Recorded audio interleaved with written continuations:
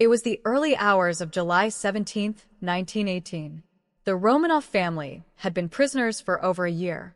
They had waited in silence, in fear, in hope. But now, the silence would be shattered forever. Inside the House of Special Purpose in Ekaterinburg, Tsar Nicholas II and his family were roused from their sleep.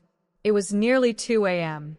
A guard entered their quarters and announced that due to civil unrest nearby, they would be moved to a safer location. Nicholas, ever trusting, nodded. He woke his wife, Alexandra. The children rose slowly. Alexei, still recovering from illness, was carried by his father. They were told to dress quickly and to bring only what they could carry. But there was no train waiting. There were no plans for a relocation. Downstairs, in the basement of the house, a camera had been set up under the pretense of documenting their evacuation. But this was no evacuation. This was a carefully orchestrated execution. The Romanovs were led into a small, windowless room, bare except for chairs against the wall. The Tsar and Tsarina took seats. Their 4 daughters, Olga, Tatiana, Maria, and Anastasia, stood quietly behind them. Alexei was placed next to his father.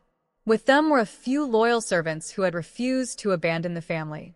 Then the guards entered, 12 men, armed, silent, led by Yakov Yurovsky, the local Bolshevik commander. Nicholas looked up. "Is there something wrong?" he asked calmly. Yurovsky pulled out a piece of paper and read the sentence aloud. "In view of the fact that your relatives continue their attack on Soviet Russia, the Ural Soviet has decided to execute you." Nicholas barely had time to reply. What?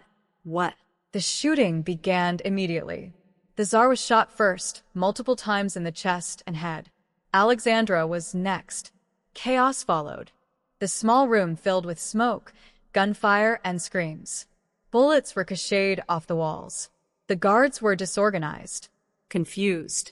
The daughters, wearing hidden jewels sewn into their corsets, were partially shielded by the gems. The bullets didn't penetrate. Some of the girls were still alive, moaning, even after the first round.